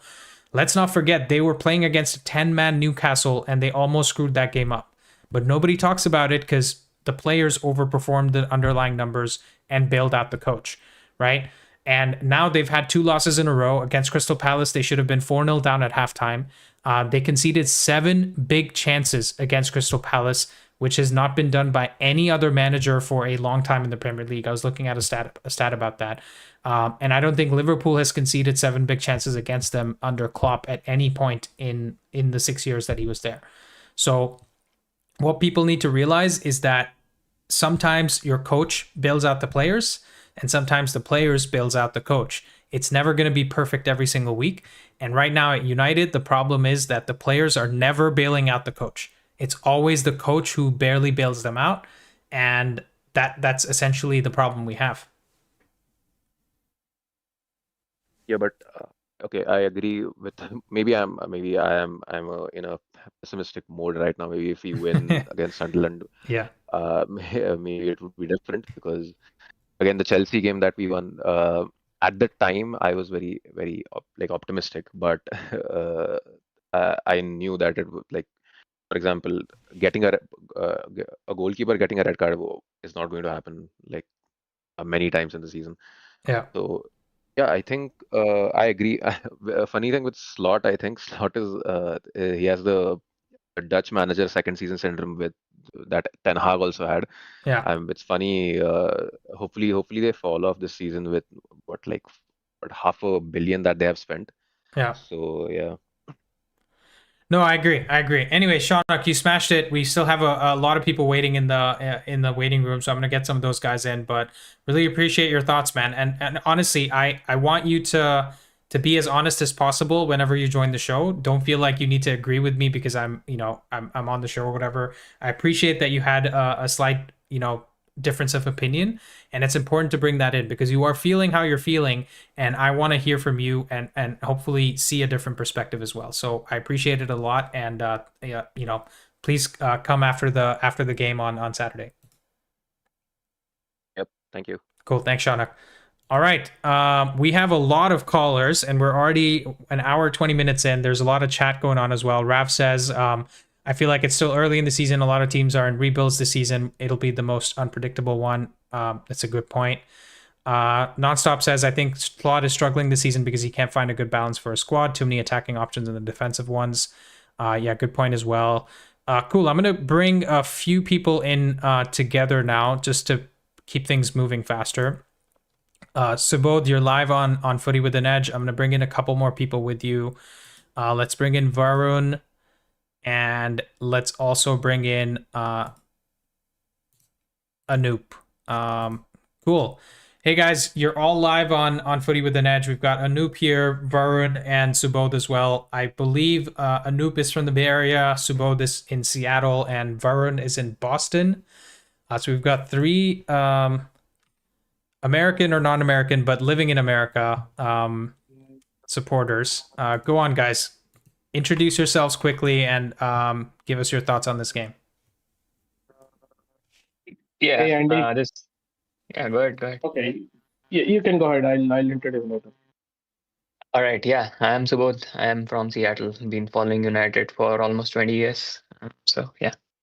Awesome. Go ahead, Anoop. Varun, Boston, it's been what, 26 years, 27 years following United? Too long. Nice. Go ahead, Anoop. Yeah, same period. Anup here from the Bay Area, and it's around the same period, around maybe 27, 28 years following United. Wait, Anu, do we know each other? We might have spoken on Spaces. Yeah. Talking about how bad Amorim is. Listen, funny running into you here, bro. Come on, man. We're always beefing on my Twitter. Big up. No, I'm not very. I'm not very frequent on Spaces these days because of some issues with cricket matches and everything. Good move. Yeah. All right, awesome. So, guys, I'm assuming you guys have tuned into the call and heard what some other folks have had to say. I want to hear from you guys about what's going to happen in this game, and do you think he gets the sack if we lose or we draw? Let's start with Anoop, let's start with Anoop, and then I'll go to the other guys. Go ahead. I mean, what's going to happen in the game? It depends on who he starts. If he continues to start those 4 players that were being vilified for the past 1 week, I don't have much hope. Like I said, he plays a high risk, high reward game, and if he's playing slow center backs, you'll get caught out, especially against counter-attacking teams. So it depends not only who he starts, it also depends on how he uses them. If you're putting again fullbacks at wingbacks, you will not see them showing any attacking intent, which is again going to expose. People will think it's a system issue, but if you look at the system closely, it's creating spaces for them to run into, but they're not using it. Yeah. So it again, I cannot predict what he does, and even if he's still stupid enough to pick Dalo at right wing back and Bruno in the middle and Casemiro again in the middle, I think we'll pay the price. He might get sacked. I don't know if they're going to sack him, but we might lose the game or at least draw the game. Yeah. Now, and what was the other question you asked? And you answered both of them. Yeah, you answered both of them. Let's get Varun's thoughts next. Varun, go on. What do you think is going to happen in this game, and your thoughts on what Ineos is going to do after? I pretty much agree with Anoop, to be honest. I want to say this, right? The way we talk about these players is sort of disheartening to me, because you'd think that these guys are absolute maniacs who don't want to show up for the manager. Some of the words that have been used, like these shit players or whatever, I don't believe any of that. This mentality word gets thrown around quite a lot, in my opinion. Like, oh, they have bad mentality, Like, there's no metric to measure mentality. So I feel like sometimes it's like a really easy thing to say, But anyway, that's besides the point. Well, for the game, I think it's going to be... One second, Varun. Interesting you say that, because I think, at least from my perspective, I'll say what I think. My perspective is that I'm throwing that word around, or that perspective around, about Shaw, Maguire, and Dalot, and to a large extent Bruno as well, because let's believe it, he's been our best player over the last 5-6 seasons, but he has sacked all those same managers that these guys have as well. So I mean, do that's you exactly think what you just said. He sacked all those managers. Like, it's you say it like that's just fact, right? What do you mean? What is it then? Go on, give us your thoughts. If they didn't sack the managers, then who sacked them?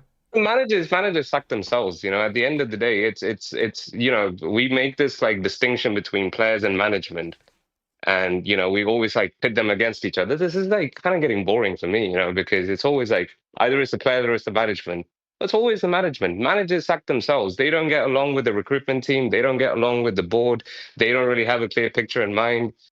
You know, the players are going to do what the players are going to do. They're there to play football. But, you know, getting the group together, getting tactics together, getting every, you know, last bit of preparation together, that's on the board, that's on the management, that's on the technical staff, not just the players. So I don't agree with like Bruno sacked these managers or Maguire sacked these managers. Well, The problems you don't think they were part of the problem at all? No, of course they were part of the problem. But exactly what you said, they're part of the problem. What I think, okay, so in that case, we agree more than you think, because when we're making those comments, it's not that the players are the only problem. Like, I think we've, I don't know if you caught the earlier part of the show, but we talked about, in terms of assigning blame, we talked about 50% being on Ineos and the board and the recruiting, and let's say about 20 to 30% on the players and 20 to 30% on the manager. That's how I look at it. Right, but look, it's not that it's all the players. Any of these managers, you look at Ten Hag last season, right? Was the last season, the season when we finished 8th with Ten Hag, right? Yeah, he came up with a style of play and a system that we had the players for, I think. But the issue with him was the players were underbaked, half cooked, and then we had the worst injury crisis I've ever seen. You know, in 26 years following Man United. And he never really, you know, he adapted too much and then he didn't decide to adapt. So he really couldn't make up his mind on what to do. He was pretty inflexible himself. And like, I love Ten Hag. I actually supported him quite a lot because I thought his heart was in the right place. But at the end of the day, he sacked himself. And I think, you know, that's kind of going to be the story for Amorim as well, right? Like, so if I would you say Ten Hag's first season was the players doing a good job and not Ten Hag doing a good job then? No, I think it was a bit of both. I think the players are what the players are. They have tendencies, they have preferences, they have strengths. And Ten Hag recognized what those strengths were, platformed them in a way that worked. And, you know, momentum really carried us that season. When you platform players correctly, when you get us playing a good, you know, consistent style of football, might not be full attacking, might not be, you know, but it's consistent. You know, we had a very good run towards November, towards December, early into February, March. So I think we're go ahead, Anup. Go ahead. Yeah, what if I told you Amorim doesn't want to do that deliberately because he's seen what Ten Hag did? Exactly. And because Ten Hag, when he profiled them correctly to sit behind and counter with 35% possession. Yeah. Amorim doesn't want to do because probably the management above has told him that they want to play a high possession game football and control games. And we cannot do it with this. But the manager, no, and that's fine. Look, that's fine. And if that's the case, if Amorim is just following orders, then fine. I mean, you know, I don't know what to say. It is what it is. But then again, like, I don't think the management is telling him that, because I don't think Jason Wilcox or anyone, you know, they've like come on record and said, like, if we try and give him advice, he tells us to, I don't know if I can swear, but, you know, F off. Yeah. You know.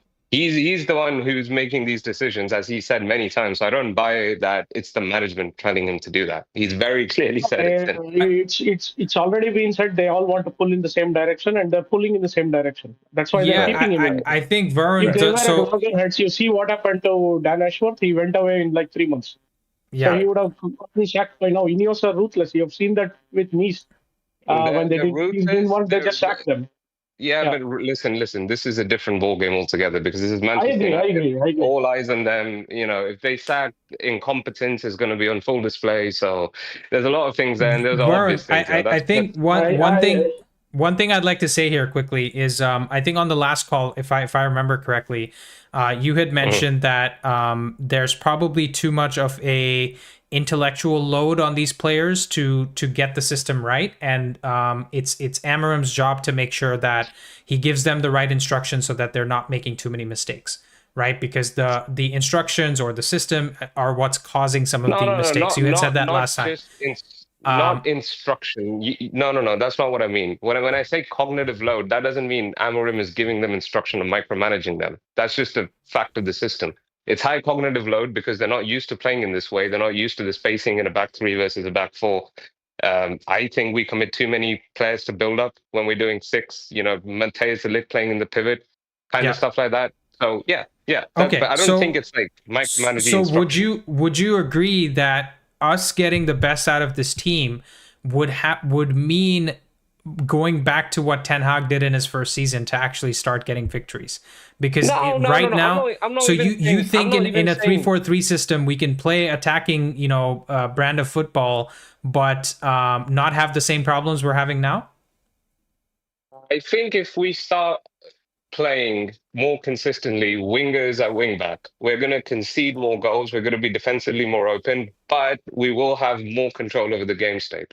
What we do well is we start games, and I'll give credit to Amorim over here. First 15 minutes, I think we start games really well, and then the physical decline starts to happen because we play very direct. But in those first 15, 20, 25 minutes, if you're able to really play attacking football and make an impact, then you are controlling the game state. That is one thing he doesn't even need to do. Defensively, we can move away from a 5-2-3 press. Crystal Palace have the same 3-4-3, but they don't press the same way. These are things which are like, Crystal Palace plays counter-attacking football. Like it's not, if we can't compare Nice to United.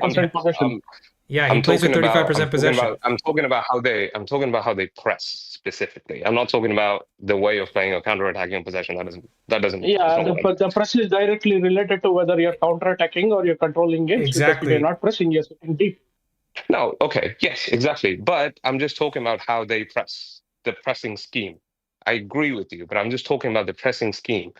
And when that pressing scheme fails, when they recruit into a low block, mid block, they don't go back into a 5-2-3.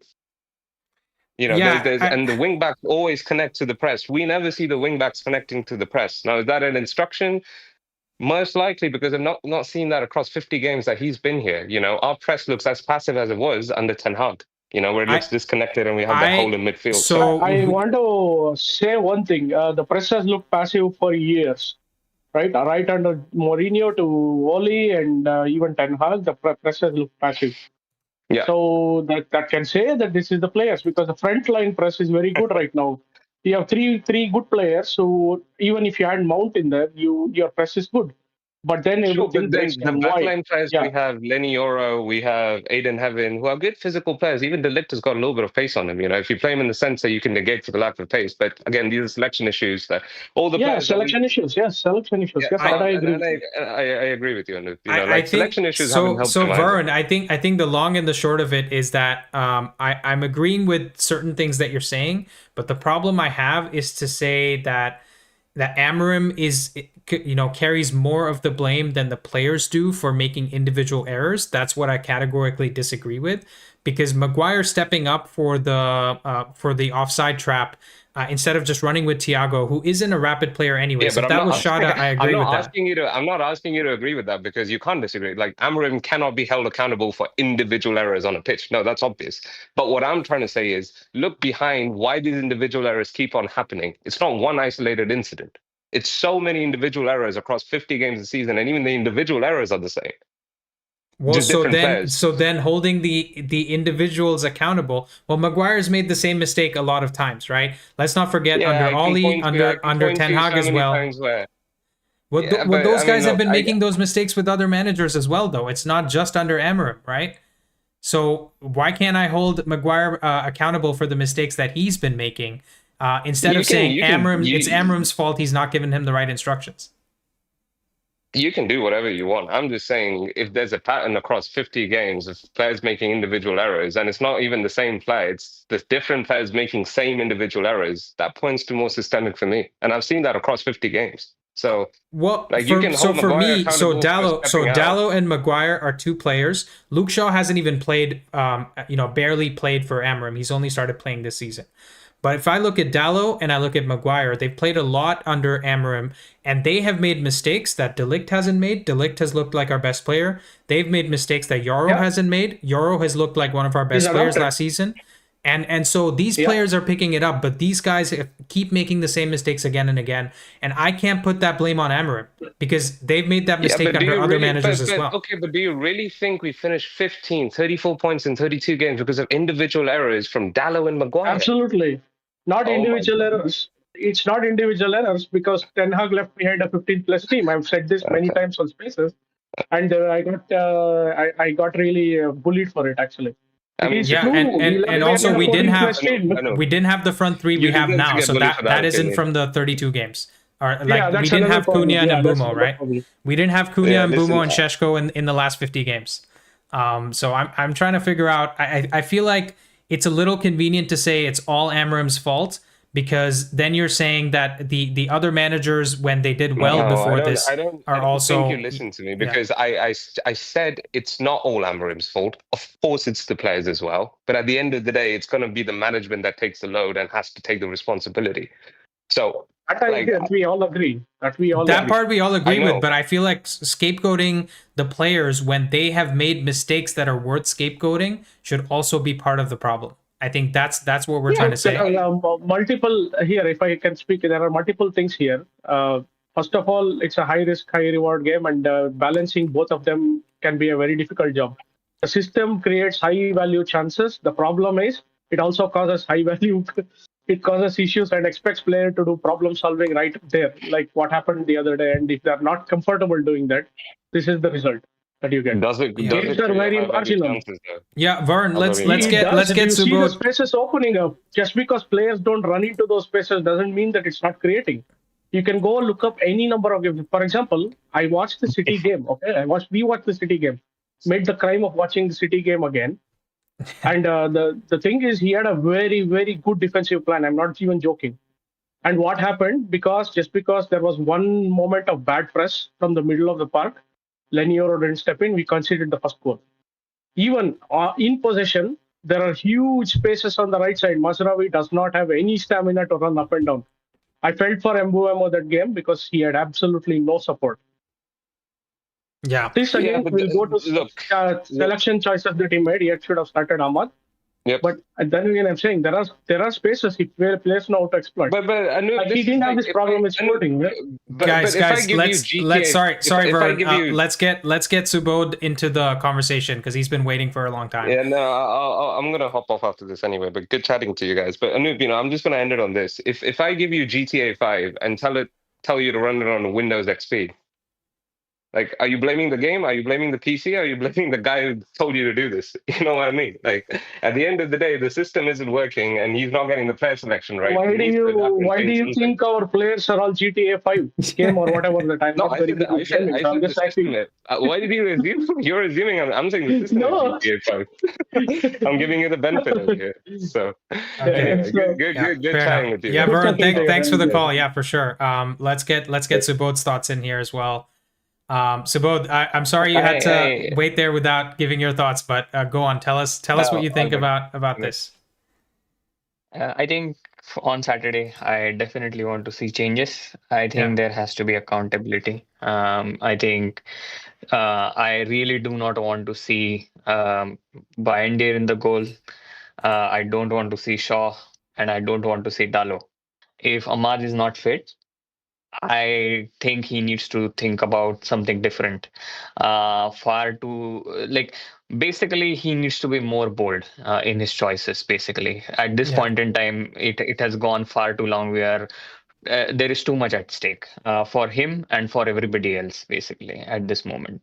Yeah. So I am okay even if he tries. Like, why not try Mbeumo as a right wing?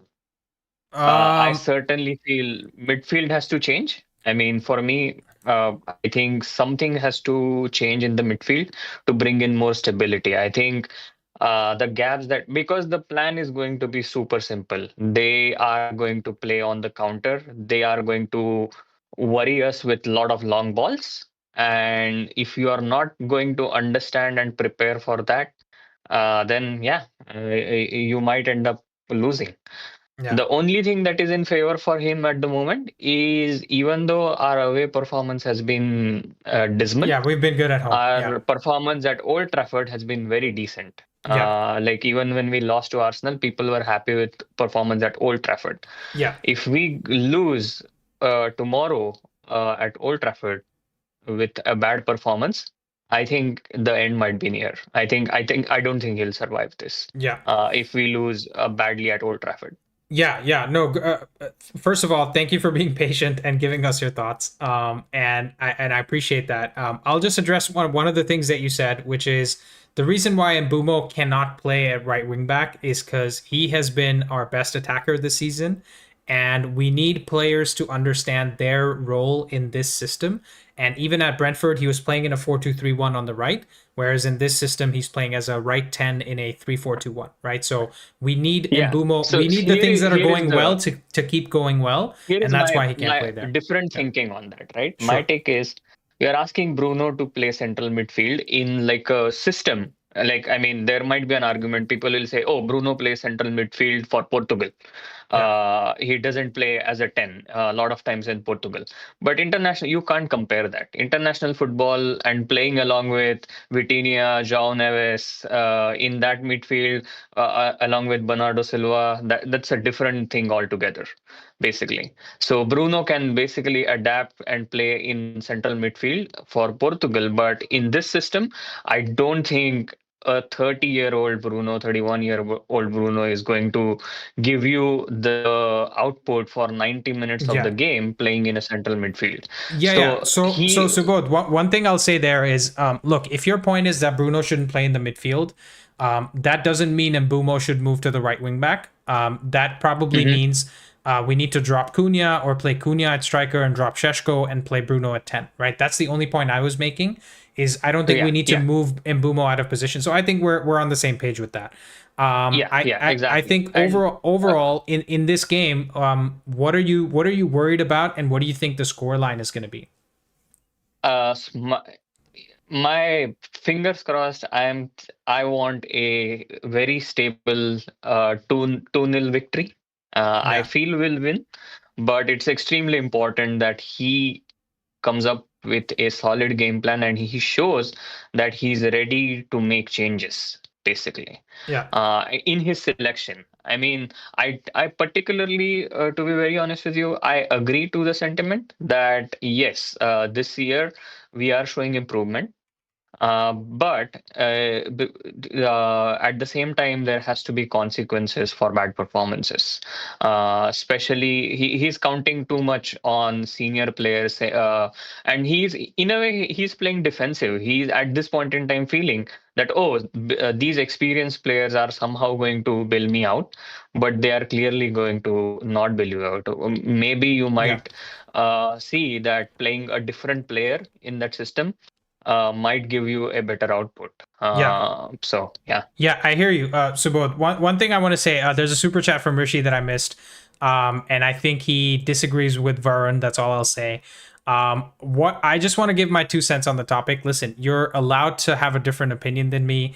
I don't think disagreeing with me makes your opinion worth less than mine is, right? Because every single one of us is a United fan except for Nonstop, who's a Chelsea fan. And we're all allowed to have our opinion, right? What's the difference between me and a Jamie Carragher if I tell you that just because I disagree with Varun, his opinion means less than me? We're all watching the same game. We can all have a different opinion on it. And I think I welcome Varun to keep joining the call-in shows, because I think I appreciate that he has a different opinion, and maybe I can learn something from it. And he might not be right today. He could be right tomorrow, in my opinion as well. And the opposite can happen, where I feel like my opinion is right today, but based on evidence that we see tomorrow, I'm wrong. So I don't think we should take it deeper than that. I appreciate him coming on. He came on last time as well, and I think he should come on again. Yeah. Go on, Anoop. You've had some things to say. I saw you unmute yourself a few times. What are your thoughts on what's going on and what Subodh just said? At this point in time, I'll just be happy to keep a clean sheet and control the game. Even if it's a 0-0 draw, I'll take it. So bad. That's fair. I mean, of course, I want them to win every game from now onwards until the end of the season, but that doesn't look feasible. My logic is you have to build from the back. And if you're keeping clean sheets, then you can address the attacking issues that you might have up front. Yeah. Right now, they are unable to control games for various reasons. And I don't think any manager, even if we get rid of this one, is going to fix it without going into a low block again. Yeah, and for sure. And I think for me, the situation with a lot of times, I also feel like in the fan base, we kind of club Ineos and Glazers together. I don't think that's necessarily a right idea. I mean, Amorim is different in a way. I think he has all the required support from the management that he needs. Basically, I don't think the signings that we made this summer are completely done without him in the loop or without his consent. Basically, I disagree with that notion. Whatever was done in this summer, I think he was on board with it, and he felt that okay, he has what he now has the tools to deliver this year, and now there are gaps in that plan basically, and he has to adjust. I mean, any manager will have to adjust in his position basically. Look at Pep. Like, he has been in Premier League for 9 years now, and this year he's playing a completely different style of football than he has played earlier. So if a manager like Pep Guardiola can play a direct style of football, I think it is high time that he basically tweaks the system. We are asking him to tweak the system. I'm not even asking him to change a lot. I'm just asking him to bring more stability within your setup. And how you bring it up, it's up to him, basically. Yeah, that's fair, Subodh. Anup and Subodh, you guys have absolutely smashed it, and so did Varun while he was still here.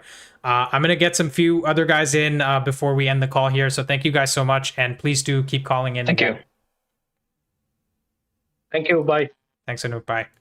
All right. I appreciate your guys' patience. We have Mark waiting. Oh, Mark, if you want to join again, let me just message Mark.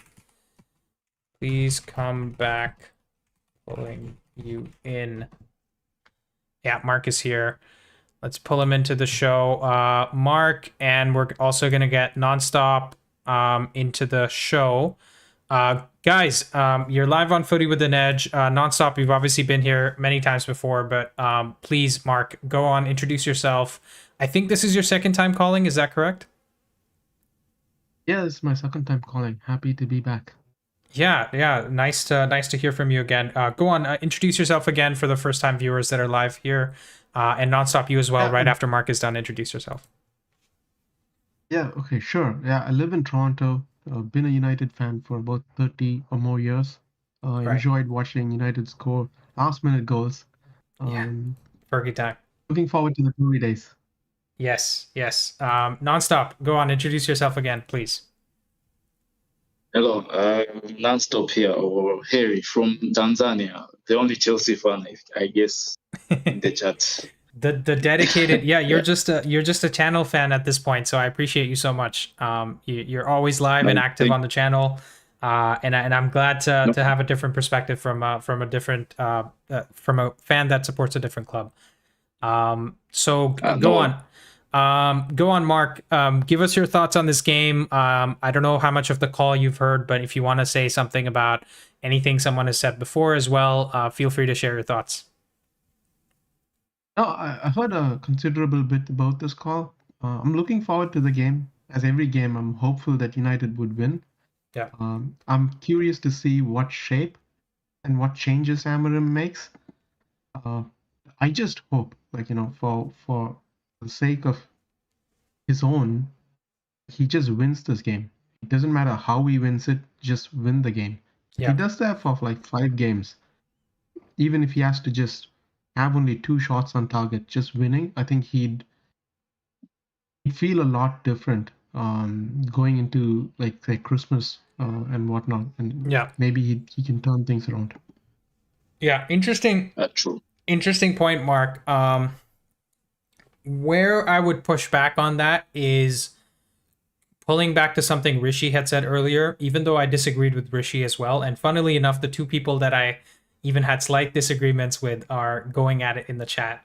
So that tells you something. But I think, so Rishi had brought up a point saying that if we give these players an inch, they're going to ask for a mile, right? Which is essentially, if we give them an out by saying, let's play this defensive football, let's play a simple system, so to speak, then we're going to be in a position where essentially the players are going to take advantage of it, and they're going to, never come back to playing the system or following the system. So there's one side of the argument, which is if we give them an inch, they're going to take a mile.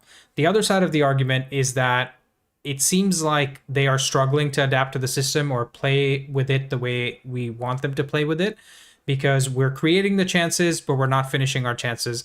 And then the other team, we're conceding big chances to the other team, right? So that's kind of the problem we're dealing with. And so I don't think we should go back to 2 shots on target or 2 shots. But maybe if we're currently averaging 20 shots a game, I think we're also okay with 15 shots a game. That's where I would come in and say we should maybe tone down the attack a little bit so that the defense has a little bit more solidity. Yeah, whatever. Yeah, I agree with you. Whatever it is, I just feel like we just need to concede less as a very important thing to do. Yeah.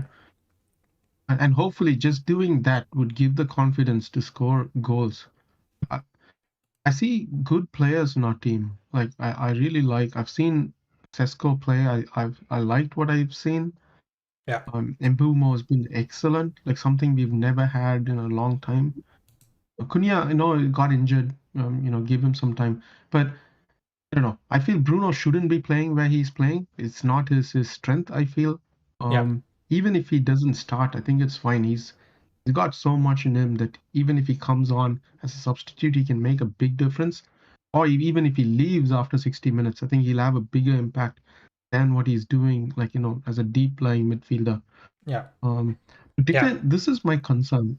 Defensively, we've got players like Maguire who, when you play a high line, he's going to be exposed.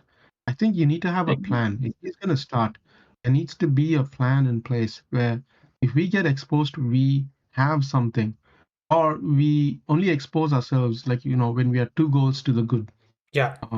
I agree with you, and I think, to be fair, that the first goal against Brentford, when I watched it back, Luke Shaw makes a movement to go away from Harry Maguire right when they play the long ball, even though we've lost possession, and he's not awake to the fact that Maguire might be needing help on this counterattack, and he just moves away from him. So if you watch back that goal, I saw some analysis of it on X, and that's what happened, right? So I agree with you. If Maguire's playing in the starting 11, the other players next to him need to help him out because he turns like a truck, right? And we need to wise up to that fact. Nonstop, go on. Give us your thoughts quickly. It's actually approaching 2 hours since we've been live, so I probably want to end the call soon. But give us your thoughts. Okay. You are playing Sunderland this weekend. Correct. And with Sunderland, actually, I think of all the teams that has come up, I think Sunderland is actually more technically better than the rest of the of the teams that come from below. Yeah. So it might be a bit of a tough game, but I think you guys can actually handle it. I don't think you guys will lose, but definitely a draw may. How is it that a Chelsea fan can consistently be more optimistic than any United fan on this channel? I honestly, I don't know. I guess that tells you a lot about where we're at, because even in the Chelsea game, you said we were going to win, and we ended up winning, right? So maybe you are our only hope. Harry from Tanzania, who supports Chelsea, is more optimistic about this team than we are. Yeah, but I think actually, compared to the season before, actually this season you guys are actually better than last season. To be better, honest. You're saying better? Yeah, you are actually way better. The real test of knowing a team is going in the right direction is if they are creating patterns to try and score their chances. It's if it's not more individual. There was a moment when you were playing with Ten Hag, it became very individualistic. And when you try to play a bit more individualistic, there is this tendency that it's not something that will last for too long. Yeah. I don't know if you're understanding me about that. No, absolutely. I think what you're saying is relying on moments, right? Relying on individual brilliance to win you the games. And that's exactly what we did under Ollie as well. When we played with Ollie, we had, Mason Greenwood being an excellent finisher. We had Martial having a good season. We had Rashford having a good season. And when that happens, and also Bruno, by the way, Bruno scored like 50 goals in his first 50 games or something, right? So goals and assists in his first 50 games. So individual brilliance is not sustainable. And this season under Amorim, he's trying to build a system where it doesn't rely on individual brilliance. But unfortunately, the players have not been able to, give him something to work with. Exactly. And my point being is that because you guys, what is messing up your system this season is actually not signing the required midfielders. And actually, I'm here to say, because this is something which I wanted to say since Monday, but I didn't have the time to call on Monday. You guys should be blaming on Christopher Vivel. Yeah, if I'm not mistaken, he's the one who has been appointed as your director of recruitment. Yes, correct. Yeah, Christopher Vivel. I had to go and check his CV. He started at Hoffenheim, where he recruited very well until Hoffenheim came into the Europa League, if I'm not mistaken, and then he went to Red Bull Group, right? I think so. Yes. I'm not. Yeah, he went to the Red Bull Group and stayed for some few years. He helped build up that Red Bull Group. And after that, he joined Chelsea, but there was some arguments between him and the board, so he had to leave, and now he joined you guys. But this guy has a lot of experience, and someone with that a lot of experience didn't know that, hey, this team needed a midfielder, a quality midfielder. Really, I doubt Christopher Vivel's. I think it's a difficult situation to figure out exactly who is to blame, because it's also possible that Vivel was screaming and shouting that we need a midfielder, but Ineos didn't want to listen to him, or the team as a whole made a decision not to prioritize a midfielder. But that's a great point, Nonstop. I think go for it. I think. My point is being that, when United fans are trying to point out towards towards Amorim, they should not totally point their fingers towards Amorim, but they should point out some fingers towards the board and Christopher Vivel as well. Yeah, they I agree shouldn't with you. let Christopher Vivel. That's a good point. Guys, can I get a score prediction from you guys, because I actually have to run. I have something else to do in 30 seconds. So please give me a score prediction and I will end the call here. Mark, go on. 2-1 for United. Okay, 2-1 from Harry. Mark? 3-2? 3-2 for United. So repeat of the Burnley game. Awesome. Guys, thank you so much for joining today. I'm sorry I didn't give you guys more time, but please make sure to come back nonstop. If you're here again, I'll make sure I give you a solid amount of time, and same as you, Mark. But you guys, I appreciate you so much. 2 years into a call, you've stuck around and you've stayed here to come give your thoughts. I really appreciate it. Cool. Thank you, Harry. Thank you guys for watching. Again, appreciate a call. Great call. I think this gives me a lot of energy going into the weekend, whether we're agreeing on things or disagreeing on things. It seems like there's a lot of opinions right now about United, but obviously we all want this club to succeed. So hopefully it's a big win. My prediction for this game is actually a 3-1 victory for United. I also predicted that against in the Brentford game, but it didn't happen. So let's see what happens, but that's my prediction. All right, guys, thank you so much for watching. Ravbra says 3-1 United as well. Again, appreciate it a ton, and hopefully you guys can be there for the post-match live stream on Saturday. Peace out.